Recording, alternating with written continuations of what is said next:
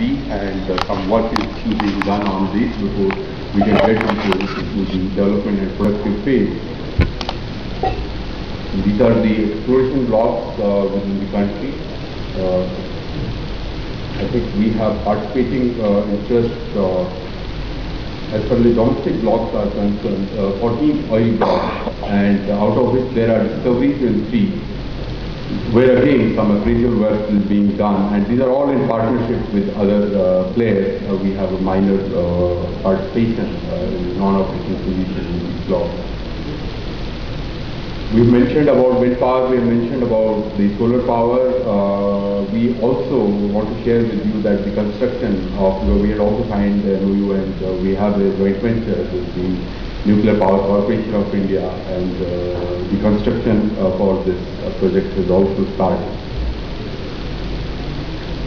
In terms of our capex plan, we have a capex plan for the 12th 5-year period of 56,200, and the actual capex during 2011-12 has been around 11,000 crores. And if we compare this, perhaps it may be in the next slide. If you compare with the 10th 5-year plan, which was 45,000, and we have actually spent slightly more than that, and so perhaps with passage of time we will also cross the 1,000 mark.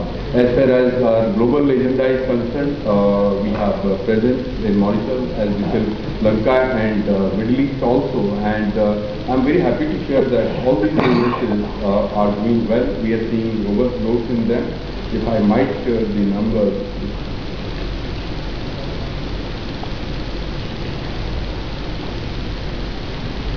We have to look.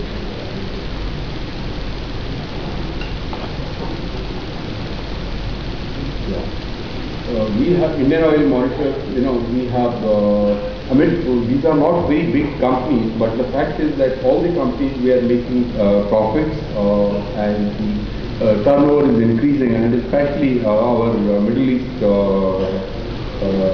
free economic zone, where we supply goods, etc. We have also been able to enter the African markets, and the Director Marketing will share with you how we are planning to expand our foothold in this business in both Middle East and Africa.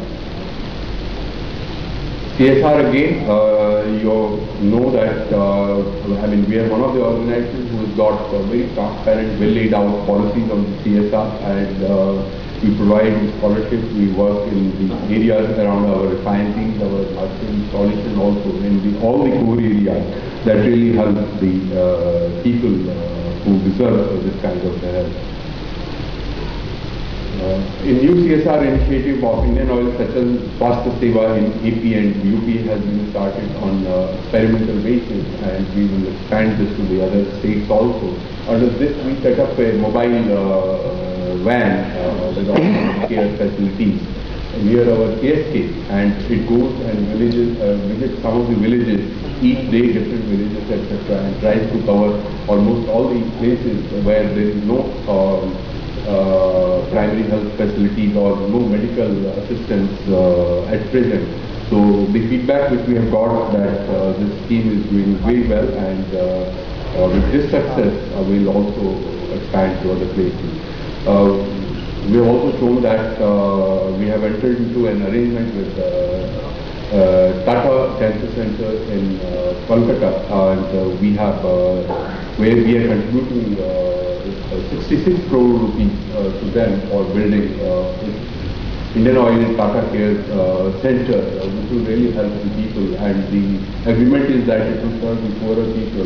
This will be spent over a period of time, of course, in a couple of, not in one single year, but it will meet the much desired need of the eastern sector. It will also cater our northeastern refineries, etc. The work area. It is not meant for the employees of the Indian Oil, but it is meant for the people living around our refineries, etc., who are not able to get this assistance. And we have some free beds, free facilities available to us, which will be dispensed with these people who are really in need of such a help. So that has been the motive behind this. Now coming to the financials. Turnover we have shared, 25% growth. Profits for the financial year profit for the financial year has been 3,955 crores, which is 7,445 crores. And if we look at the quarter-wise numbers, which is given at the bottom of the slide, that for the quarter 4, the profit has been 12,670 crores. And before coming to this conference, I was seeing some of the channels, and the quarter 4 figures was being shown that with last year 3,905 crores in the last year, fourth quarter this year, and Indian Oil has made huge profits, etc. But the fact of the matter is that this 12,670 crores does not belong to this quarter. If you normalize this, you remember that at the end of our financial 9-month result, we had shared that the company had lost 8,201 crores, and the other recoveries which we were expecting from the government at that time was 8,507 crores. So if we take this out, it will get normalized equal to almost the last year's quarter performance.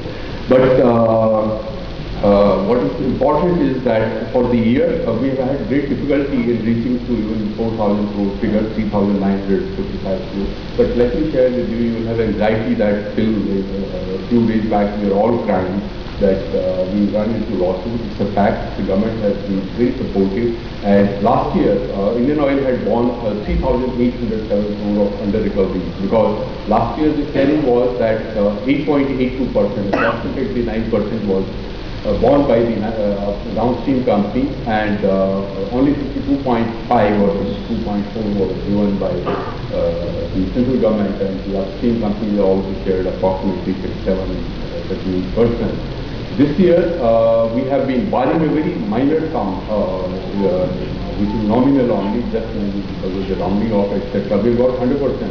So that has gone as a great help into our financial performance, and because of which we have been able to show the profit. On petrol, we have lost, similarly on the interest side, we have lost significantly, which will come up in some of the later. This is the slide which shows that on petrol, last year under recovery was 1,042 crores, this year 2,236, and a couple of days back we shared in the last 50 days we had already lost 1,056 crore in this. The under recovery per unit for SKO, HSD and LPG is also being given here. And I think approximately all these will take to more than 500 crore per day, the under recovery for the industry on these three products. This is how the under recovery has been met by the government. I mean, this 2,258 crore covers, includes, I think, the MS also, because 2,236. However, our borrowing, which was 52,734 crores last year, has gone up to 75,447 crores, approximately 23,000 crore increase. And if I share borrowings of today or yesterday, they are 88,000 crores. So that means even from 1st April till date, from 75,000 to 88,000 crores, that's a 13,000 crores increase in the borrowing. And as we shared with you, the interest costs are also rising. The availability of share funds is also a matter of concern if the borrowings continue to go up at this rate. Contribution to the exchequer, these are the numbers given here. Now I think that was the end of my presentation. We are very happy to share with you any other questions, clarifications that you may have to ask, and I would encourage you to please ask us as many questions